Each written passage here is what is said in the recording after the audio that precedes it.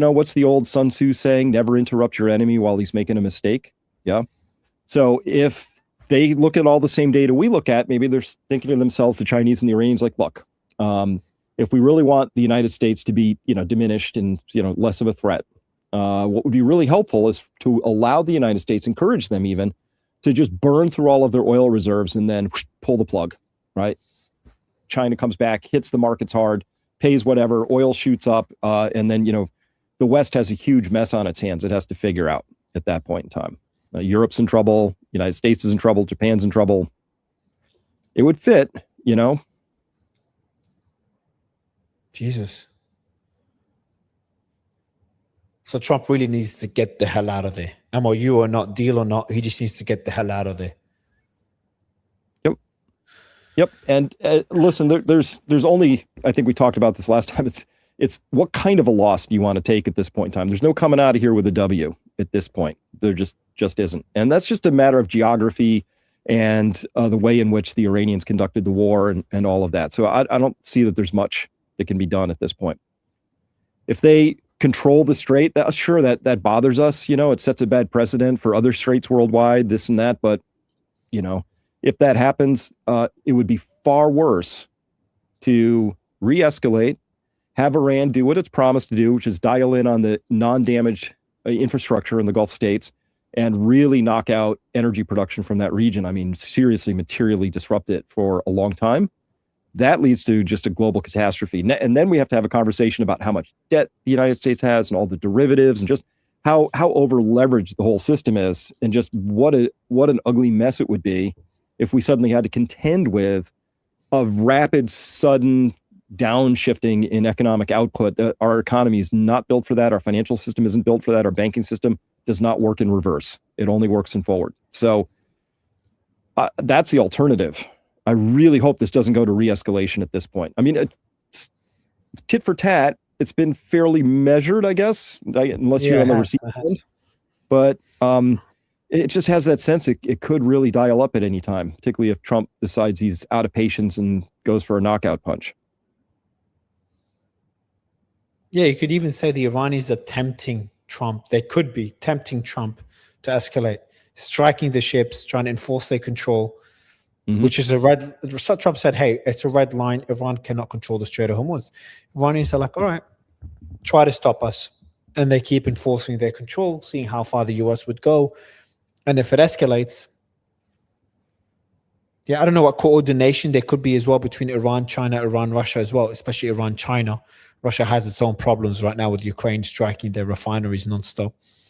But Iran, China, it goes back to your Sun Tzu quote, don't interrupt an enemy if they're screwing themselves or whatever it is, if they're sabotaging themselves. So, man, I hope they're not playing the US. The US economy falls. Jesus Christ. The West falls. Great, Chris. Well, it's a weekend. We're to have a nice weekend, calm weekend. Things are getting better. Well, here's what, Mario, my struggle is I always try and make sense out of things, and I might be trying to make sense out of nonsense, right? I'm looking for a pattern that fits, and maybe there isn't one, right? Humans are famous. We look up into the night sky and we don't see dots. We see whales and dragons and things, So that's a good example. I didn't think of that.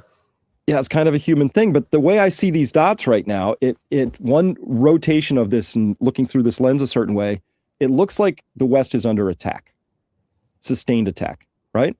You remember that WEF video came out in 2016, you'll own nothing, be happy, right? You'll eat less meat. Surprise, there's this alpha-gal tick-borne disease running around, which gives you a meat allergy. Surprise, ground hamburger, $7 a pound here in the US now, first time ever nationally. But number 8 on that little kitschy video is the one that caught me. The WF told us that by 2030, Western values will have been tested to the breaking point. Why Western values? Why not African values? Why not Chinese values? Why Western values? And then everything that's happened since then, where you see all this mass immigration that, you can get arrested for daring to point out you don't think that's the best thing for your country, where you see we had no borders in the United States. We're mystified. How could we possibly have a border?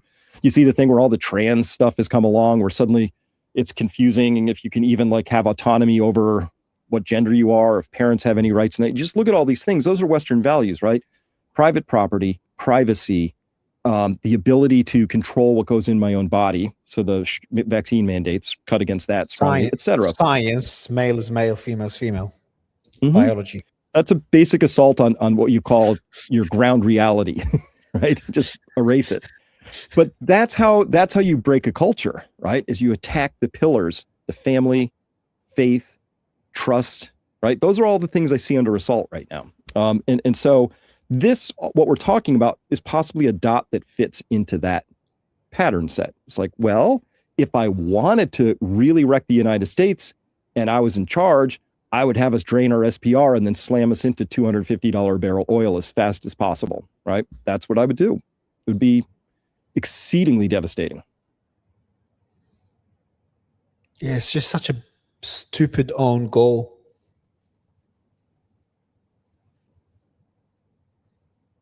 What do you make of you? Because you reminded me of a conversation I had with someone from GB News. I'm really bad with names. Oliver, and he was explaining to me. He did a really good job. I think he's Scottish.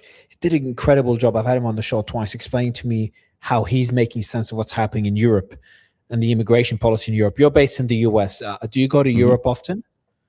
I haven't been in years, not since COVID. So it's been it's changed insanely.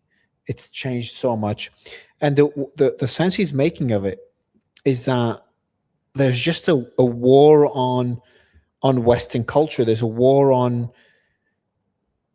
I don't know, just society in general, causing division, eroding the structure, the peace, the systems that we have in place to allow society to function through various policies that just don't make sense. The reason you reminded me of it is, like, what's happening, the Iran war itself doesn't make sense. The way it's being dealt with, it doesn't make sense. If they are suppressing oil prices and still gambling right now, that would make it a lot more bizarre.